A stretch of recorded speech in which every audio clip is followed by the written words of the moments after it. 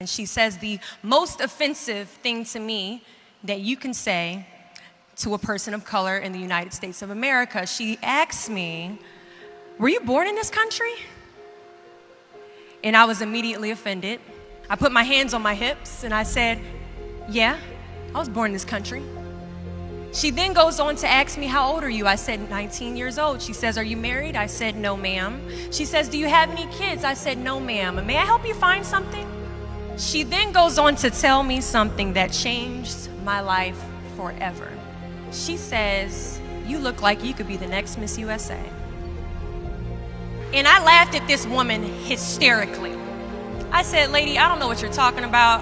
I'm going into my sophomore year at Virginia State. I'm about to commission in 3 years, go on active duty, be a military officer."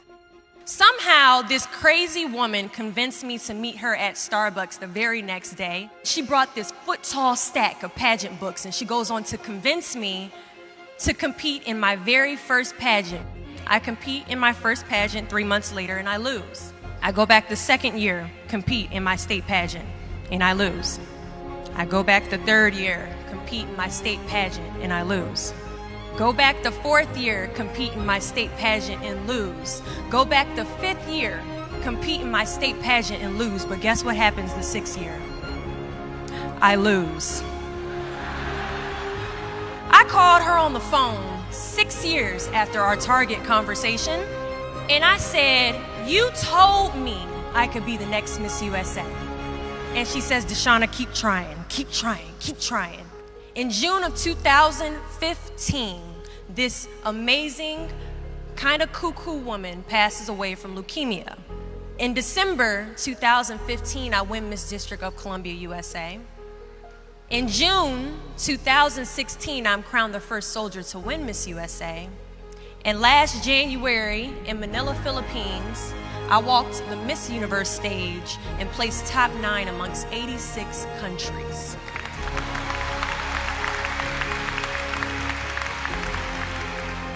Do not fear failure, but please be terrified of regret. When you walk out this door into the real world, you will receive a lot of shut doors, a lot of turned down applications. You will hear way more no's than you hear yeses. Giving up is something I did a lot of growing up, and I don't think I really challenged myself to stick anything through until I joined the track team in middle school. I remember having to ask my mom after tryouts and making it to the team for my very first pair of track shoes. Now, at the time, she walks into our house and she has a bag that has a nice Nike check sign on it. So I get excited because I wasn't getting new shoes very often. I go to take the shoe box out the bag and I notice that it says a size 9 on it. Mind you, in the 7th grade, I was a size 5. I open the box and I slide my feet into the shoe and I look at my mother and I said, "These shoes are too big." She says, "I know, I did that on purpose." I was like, "Why would you buy shoes that are too big on purpose, Mom?" And she says, "Because I know that you're going to grow into them."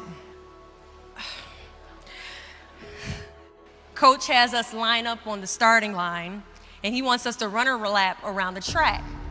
As we go to take off, I immediately fall to the ground, twist my ankle because the shoes are entirely too big. See, I couldn't run at the speed that I wanted to because I didn't fit the shoes I was wearing at the time.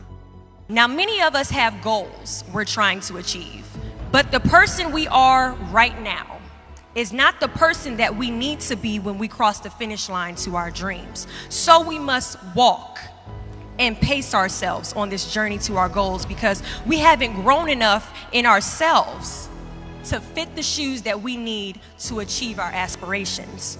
But let me tell you something. If I had won Miss USA my very first year, I would not have been Miss USA. I would not have been the version of myself that I needed to be to properly handle a national title.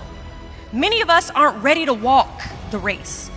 But understand that as we walk this race, we pace ourselves, and as we pace ourselves, we grow.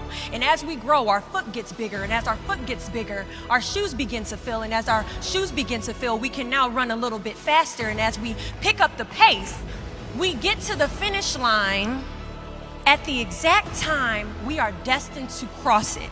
Do not fear the word no, but be afraid of the possibility of a yes that you have prematurely destroyed because you decided to quit before the clock strikes 12. There are a lot of questions that is going to keep you up at night, but I guarantee there isn't one question that will keep you up longer at night than the question, what if I didn't give up?